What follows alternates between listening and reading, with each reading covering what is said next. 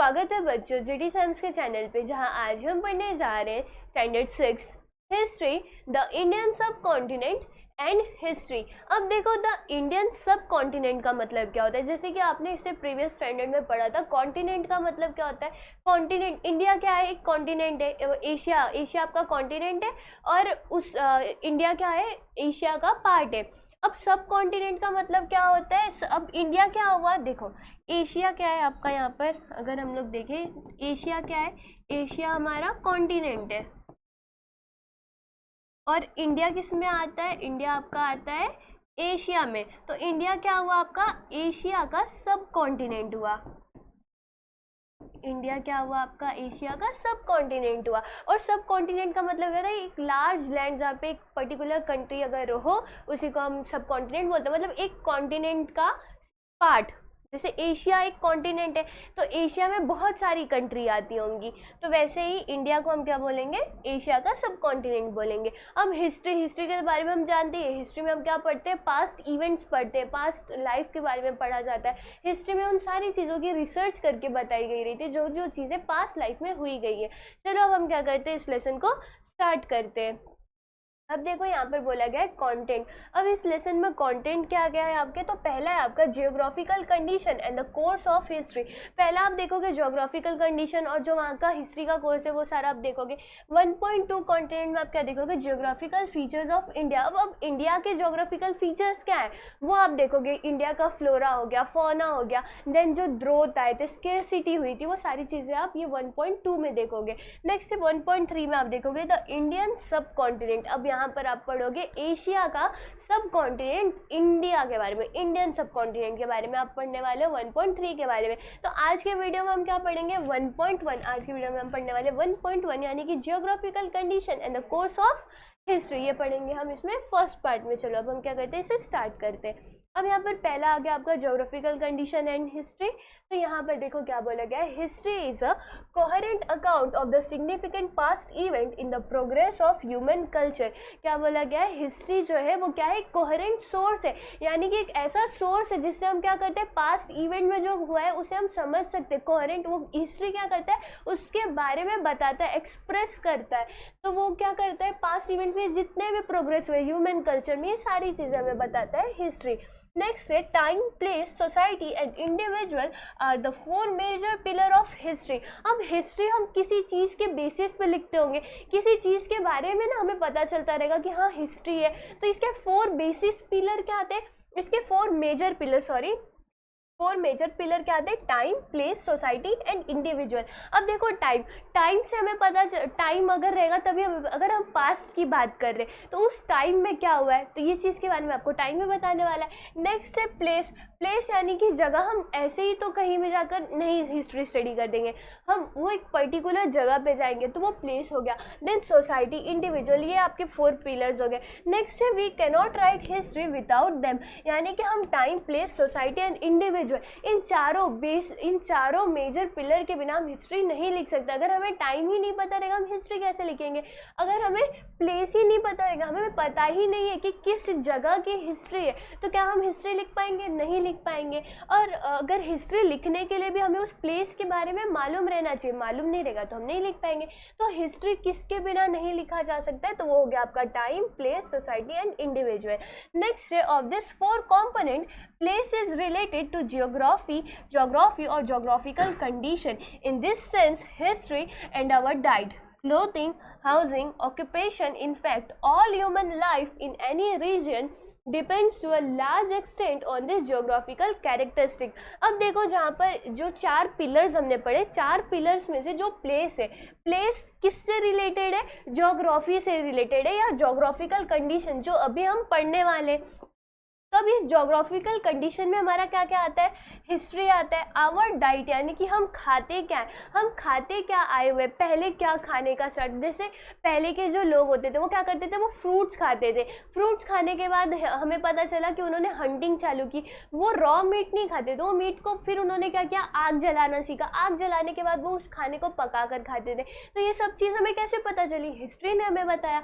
तो geographical condition में हमारा डाइट आ जाएगा, यानी कि जो खाया गया था वो। क्लोथ क्लोथिंग, कपड़े, अगर आप देखते रहोगे कपड़े जो है वो चेंज होते हुए आए हुए हैं, तो क्लोथिंग आ जाएंगे, उसमें हाउसिंग, घर, पहले मिट्टी के, पहले जो रहते थे वो केव्स में रहते थे, फिर वो झोपड़ी में रहना मतलब घर बनाना स्टार्ट किए, मिट्टी के घर आए, मिट्टी के घर के बाद अब हमारे जो पक्के घर होते हैं वो आ गए। ऑक्यूपेशन यानी कि क्या काम धाम करते थे, क्या काम किया जाता, जैसे कि फिशिंग हो गया, कोई फिशिंग करता था, कोई वहाँ पर जो अपने बुलक्स कार्ट वगैरह होते थे वो बनाते थे, कोई लोग जो इक्विपमेंट्स होते थे वो चीज़ें बनाया करते थे। देन ज्वेलरी मेकिंग का हो गया, ये सारे occupation. In fact all human life in any region depends to a large extent on its geographical characteristic. अब यहाँ पर क्या बोला गया, डाइट, क्लोथिंग, सारी चीज़ें जो भी हो गई, डाइट हो गई, क्लोथिंग हो गई, हाउसिंग, ऑक्यूपेशन, और ह्यूमन लाइफ का जितनी भी एक्सपेक्ट है वो किस चीज़ पे डिपेंड करेगी, उस एरिया के जोग्राफिकल कंडीशन पे। फॉर एग्जाम्पल अगर देख लो, अगर एक एरिया है, सपोज यहाँ पर एक एरिया है और यहाँ पर वुमेन सेटलमेंट है, यानी ह्यूमन सेटलमेंट है, और यहाँ पर पानी नहीं है, यहाँ पर पानी भी नहीं है, यहाँ पर आप खेती भी नहीं कर सकते हो। तो अब यहाँ पर पानी नहीं है, खेती नहीं है, पेड़ नहीं है, खाना नहीं है, तो क्या वहाँ पर जो ह्यूमन सेटलमेंट किया गया है तो क्या वो वहाँ पर सेटल हो पाएंगे? नहीं हो पाएंगे। हमने पढ़ा है, फूड हो गया, वाटर हो गया, एयर तो रहेगा ही, फूड हो गया, वाटर हो गया, ये सब क्या है, हमारी बेसिक नीड है। अगर उस जोग्राफिकल कंडीशन में हमारी बेसिक नीड ही नहीं मिलेगी तो क्या हम वहाँ पर रह पाएंगे? नहीं रह पाएंगे। तो ये जितने भी हिस्ट्री, डाइट, ये सारी चीज़ें हो गई, ये किस पे डिपेंड करती है? जोग्राफिकल कंडीशन में डिपेंड करती है। नेक्स्ट है यहाँ पर, for example the life of people in hilly region is more strenuous than that of the people on the plains. क्या बोला गया है? जो लोग पहाड़ी हिली रीजन्स पे रहते, पहाड़ों पर रहते, उनकी लाइफ बहुत ज़्यादा डेंजरस सिचुएशन में रहते, क्योंकि आप देखते रहोगे, अगर आपने न्यूज़ में सुना रहेगा तो आप देखते रहोगे कि जो पत्थर है वो कभी गिर जाते हैं, देन आपके ज़मीन खिसकनी, ये अलग अलग न्यूज़ आप सुनते रहते हो। देन नेक्स्ट, अब कभी आप अगर आपने सुना रहेगा क्लाउड बर्स्टिंग का न्यूज़ सुना रहेगा, तो इन सारी चीज़ों की वजह से हिली रीजन में जो लोग रहते हैं उनकी लाइफ जो होती है वो बहुत ज़्यादा डेंजरस टाइप से बीतती है, यानी बहुत ज़्यादा वो लोग इसमें रहते, खतरे में रहते, और उनकी लाइफ जो होती है वो प्लेन रीजन में जो रहते हैं उनसे बहुत ज़्यादा अलग रहती है। जैसे कि प्लेन जो हिली रीजन होता है वहाँ पर जो लैंड होते हैं वो भी फर्टाइल नहीं होते, वहाँ पर खेती अच्छी नहीं की जा सकती है, तो इसके वजह से उनकी लाइफ स्ट्रेनियस होती है। Not much fertile land is available in the hilly region while in the plains it is available on a large scale. यहाँ पर वही बोला गया है कि जो लैंड, ज़मीन होती है वो फर्टाइल नहीं अवेलेबल रहती है लार्ज स्केल में, बट जो आपका प्लेन रीजन पे रहते हैं वहाँ पर जो आपका लैंड रहेगा वो बहुत ज़्यादा अवेलेबल रहेगा। That is why grains and vegetable are scarce in hilly region. और इसी के वजह से बोला गया है कि जो ग्रेन्स हो गए, वेजिटेबल्स हो गए, वो बहुत ज़्यादा क्या है, कम है। कहाँ पर? हिली रीजन में। तो हिली रीजन में अब ग्रेन्स और वेजिटेबल्स कैसे जाते होंगे? जो लोग प्लेन्स में उगाते उन्हें हम क्या करते हैं, ट्रांसपोर्ट करके हिली रीजन में लेकर जाते।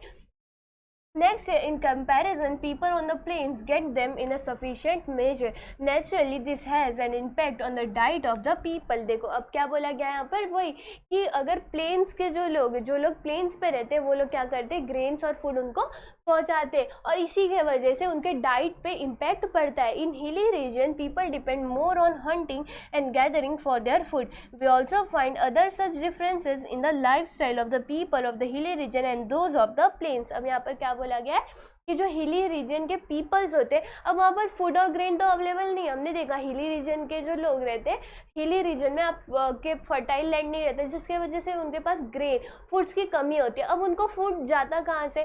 जो प्लेन पे लोग रहते होंगे वो वहाँ पर ट्रांसपोर्ट करके तो दे देते, बट अगर नहीं दे पाए तो, अगर समझो खेती कम हुई तो उन्हें खाना कहाँ से आएगा? तो क्या वो ऐसे बिना खाने के रह सकते? नहीं, हमने पढ़ा है कि खाने के बिना तो कोई नहीं रह सकता। तो इसके वजह से उनके डाइट पे नेचुरली एक इम्पैक्ट पड़ता है। वो इम्पैक्ट क्या पड़ता है?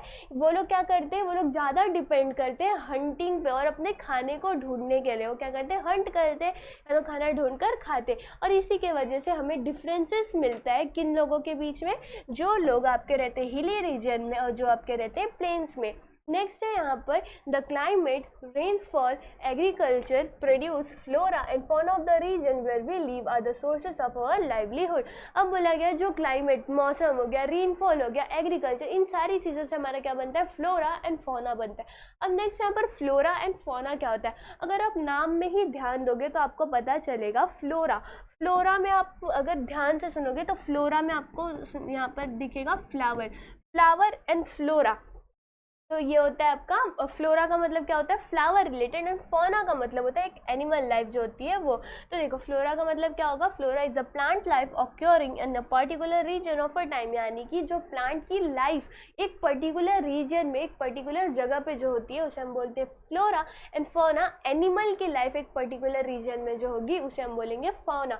फ्लोरा और फौना में आप डिफरेंस कैसे निकालोगे, फ्लोरा फ्लावर से रिलेट कर रहे हैं तो वो हो जाएगा आपके प्लांट के बारे में, फौना आप रिलेट करोगे एनिमल्स की लाइफ के। तो ये हो गया आपका फ्लोरा एंड फौना के बीच का डिफरेंसेस। अब नेक्स्ट है यहाँ पर the lifestyle and culture of a region develops with their support. अब देखो जो भी रीजन का लाइफस्टाइल हो गया, कल्चर हो गया, वो किसके मदद से डेवलप होता है, तो जो वहाँ का फ्लोरा फौना लाइवलीहुड होता है उनके मदद से वो ग्रो होता है।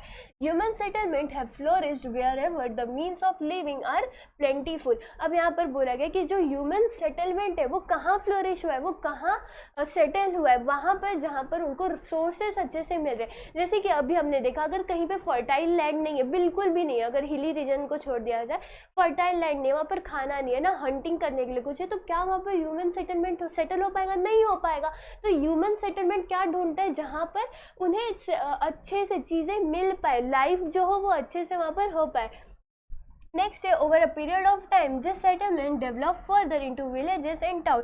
पहले देखो क्या होता है, छोटा सा सेटलमेंट होता है, समझो यहाँ पर सिर्फ ये पहले छोटा सा गांव है जहाँ पर सिर्फ 1, 2 और 3 लोग रह रहे, फिर यहाँ पर और लोग आते, 1 लोग आते, और फिर ये फाइनली एक बड़ा सा विलेज बनता है, फिर ऐसे बहुत सारे विलेज बनेंगे, फिर ये विलेजेस से आपका बन जाएगा टाउन बन जाएगा। तो इस तरीके से पीरियड टाइम जैसे जैसे समय बीतते जाता है वैसे वैसे आपका सेटलमेंट बढ़ते जाता है, वो विलेज बनता है, टाउन बनता है, अब टाउन बन जाता है। नेक्स्ट है यहाँ पर but sometimes region like the degradation of the environment, drought, invention etcetera lead to the scarcity of those mean. अब यहाँ पर आपको बताया गया कि over a period of time, यानी कि टाइम के चलते चलते आपका सेटलमेंट तो बन जाता है, विलेजेस एंड टाउन बन जाता है, बट इन्वायरमेंटल इन्वायरमेंटल कंडीशन की वजह से, यानी कि ड्रॉथ का मतलब क्या होता है, सूखापन, इन्वेजन का मतलब क्या होता है, जो वॉर वगैरह होते हैं वो, इन सारी चीज़ों की वजह से वहाँ की जो लाइफ होती है वो खत्म हो जाती है। People are forced to leave their settlement, villages and town become destroyed. We see many such instances in history.